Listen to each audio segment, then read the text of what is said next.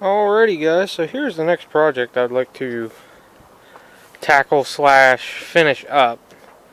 I actually started on this, I bought this tractor in 2013, not too awful far away. This is a 1968 430, and other than it being painted red, it's not in too awful bad a shape, except for a couple things. One of which I did, which was when I was unsticking the front, the kingpins for the steering. I actually cracked the one end of the axle, which there is a axle laying right in there for it. And the other thing, and the main reason I stopped using it, was the engine was smoking and knocking. Now, I'll put a link to the video where I tore this apart below. But I tore it apart, found one broken ring.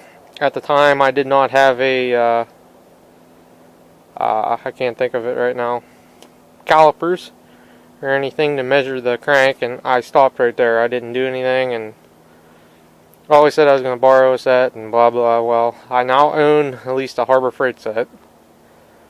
Because basically, I just wanted to make sure the crank pin was out around and it wasn't just the rod was worn, because this tractor has a lot of wear on it. You know, you would hope the aluminum rod would wear out quicker than the steel crank, but you know, who knows.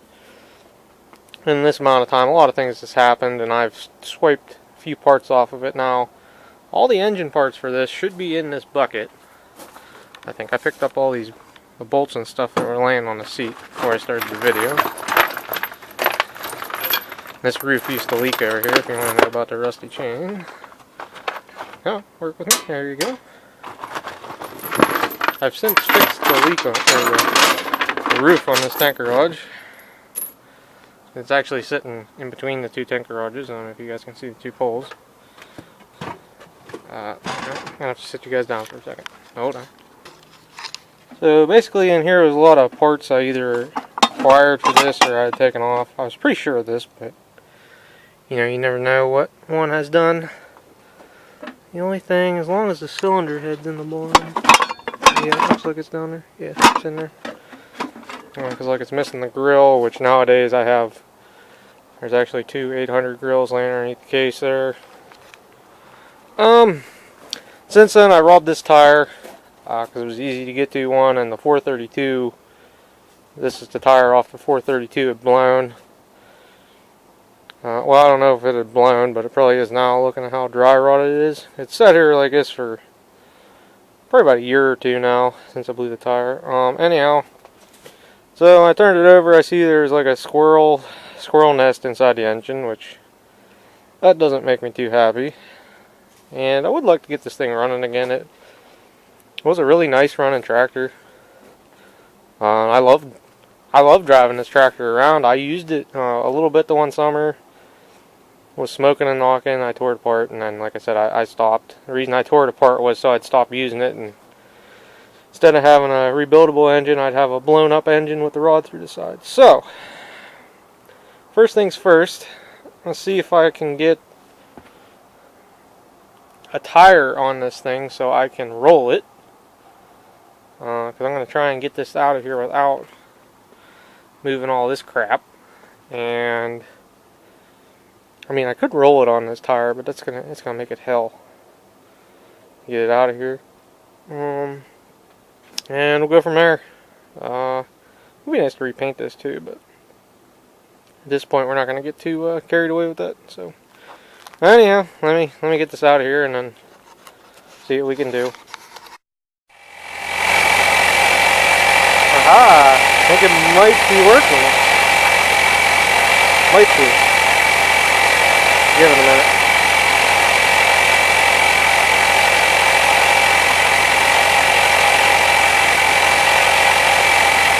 You guys get the idea.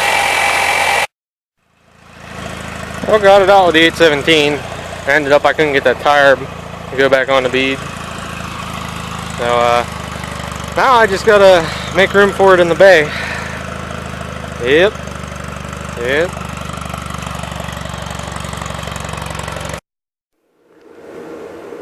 Okay, so phase one is complete. I swapped out the flat rear tire with a, what I want to say, a good one that holds air. It's at least held air for half hour while I was standing here anyhow. It's even the same tread as the other one. Hopefully you guys can see alright. It looks pretty good on camera. Just trying to get familiar with this tractor. I mean, I haven't looked at this thing, like I said, 2013. Basically, the last video I made of this was the last thing I did. This tractor had these cool lights on it, which just took 1156 bulbs. As far as I remember on the back, it'd be pretty cool. I wish I had the other cover for the other one, but I could do something with that. I could find some covers that'll work. Now here's where things start to get a little bit wild on this. As a lot of you guys know, those particularly the 400 experts, the early 400s were completely different. Were completely different from the later 400s in a couple aspects: the steering and their gas tank. Early 400s have an oval tank in the back, and there's actually a gas cap. I can't remember if it's left or right. I want to say it's on the right, but I could be wrong. And the battery is in the front, and there's actually no battery door on the early 400s. You have to take the hood off to do anything with the battery, which that would be annoying as hell to me. You know, but that's original. But this tractor has the plate in the frame like an early 400 would have. And I may do a little bit more research into this now that I know what I'm looking at. But every 400 I have or have had, and I'm not really sure when they went to this, because this, I'm thinking this might be like an in-between tractor. This is a 1968. If I can remember or find the serial number, I'll stick it in here. But I remember it's a 68. This has actual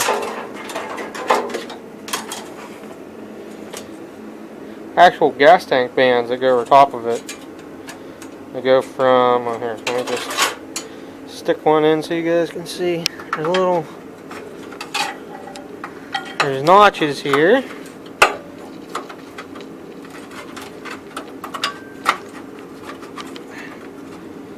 Oh, come on. Yeah. Come on. Why will that not go in there, right?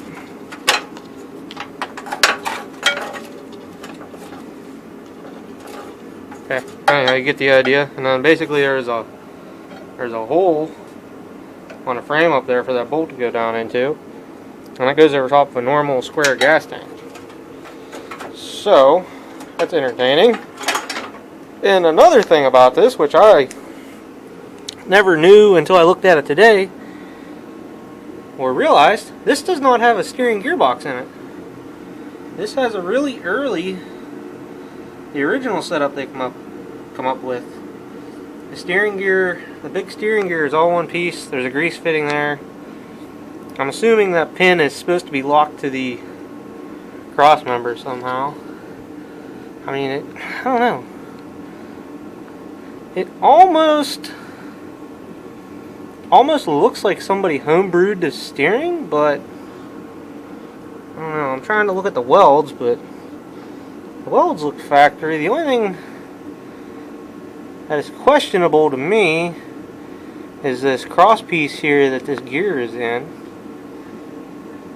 But this is an early 400 steering column, and Steve, how do you know? Well, only the early 400s had two spokes on the steering wheel, and the column's a little bit taller. So, I don't know.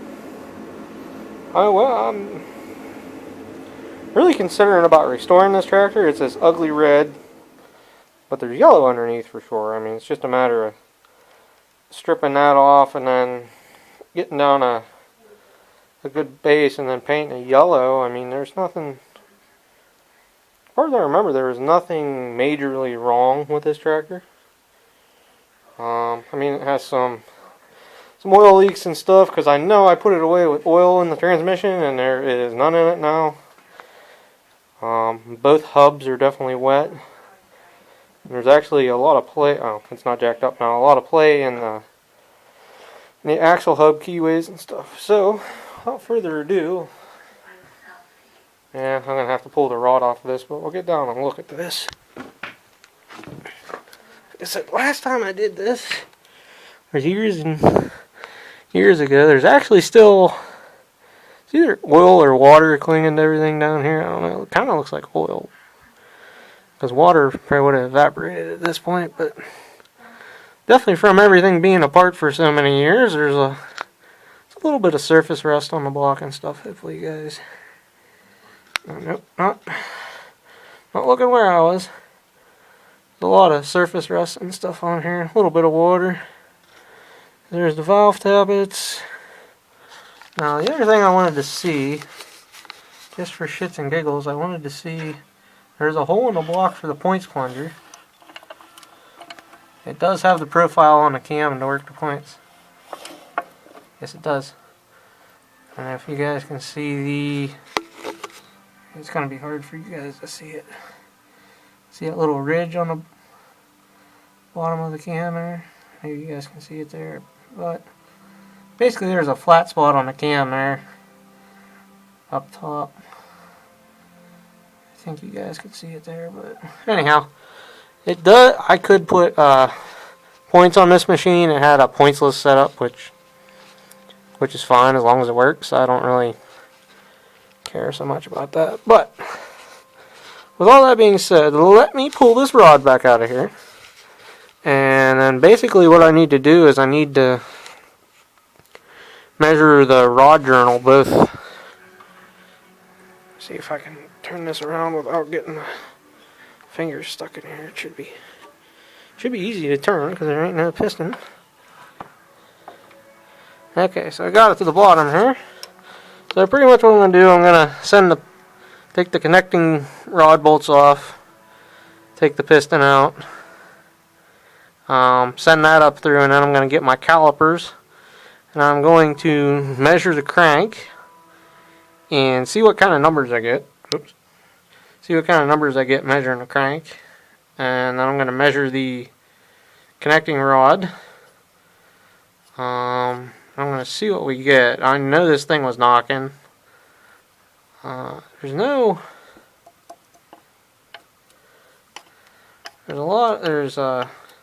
side to side play. Oh, there definitely is up and down play in this. Huh. Can I? Let's see.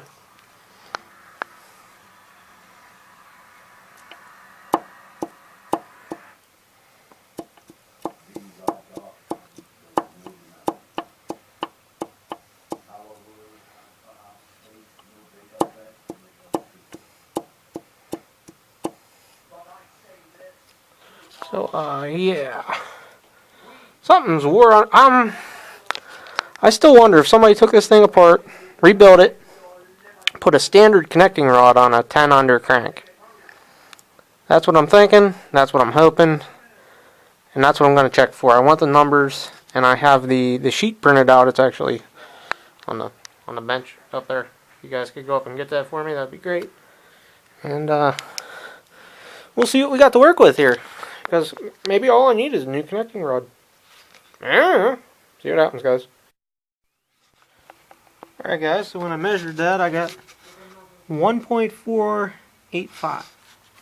So, I had already looked at this, and that falls out of the standard spec. Basically, you got crankshaft,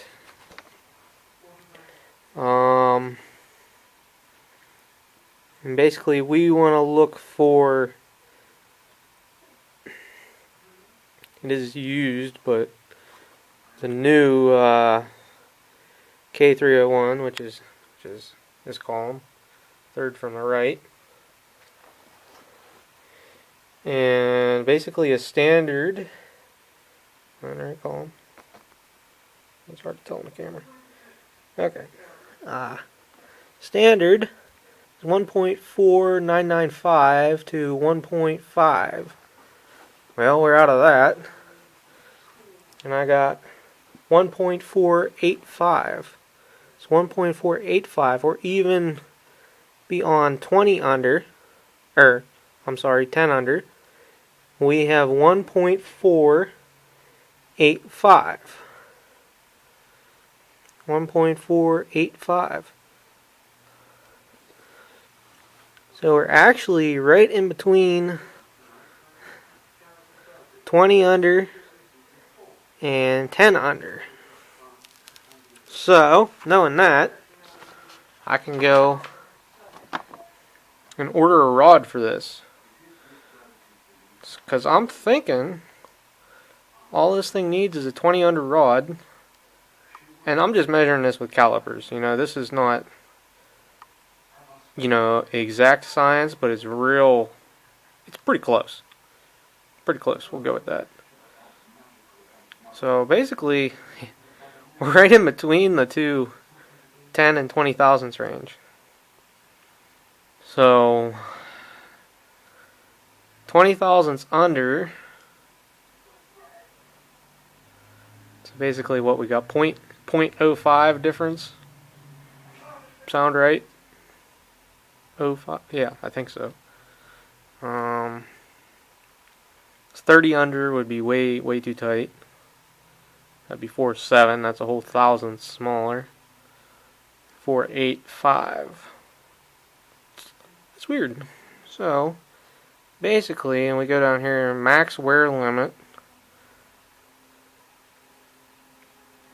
is you're allowed to be for 10 under, in the right column, yep, for 10 under is 0.08, 1.4890, and we are slightly smaller than that. We're 8.5, right? But I think we're close enough. 0.5. Go over here to the maximum wear limit, and that's out of round. I'm sorry. Taper 0.1. So I'm pretty sure I need a 20 under connecting rod. Let me double check my math here for a minute and make sure I'm not totally being dumb or crazy, but I think that's where we need to be. Because you want it to be between those numbers. It's 20 under. Because you don't want it to be too tight, but you don't want it to be too loose. Because right now we have too loose.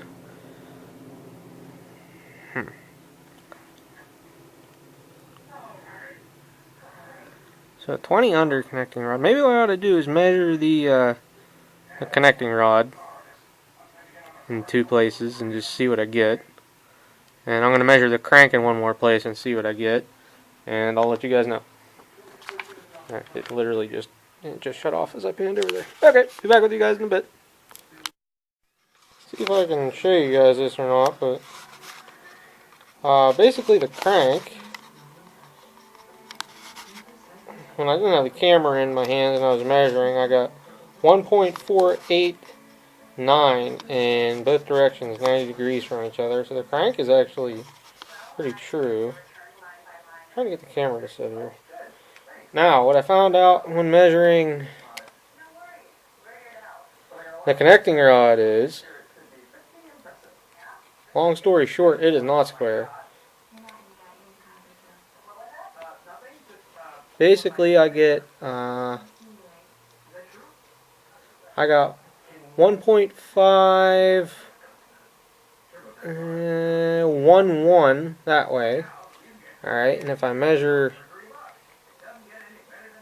right here, I get 1.481. So that's out around by a lot. A lot doesn't even start to describe that. So I'm thinking the whole reason this... Is it focused? Seems like it. This whole reason this engine's knocking is from this connecting rod. So if I go and buy a connecting rod, probably an oil pan gasket, a new set of rings because this upper ring was broke. This piston looks pretty good. Now I don't remember what size it is. I don't know. I'll have to look, see if I figured that out in my old videos or if I wanted to measure it or what. Is there a part number on it?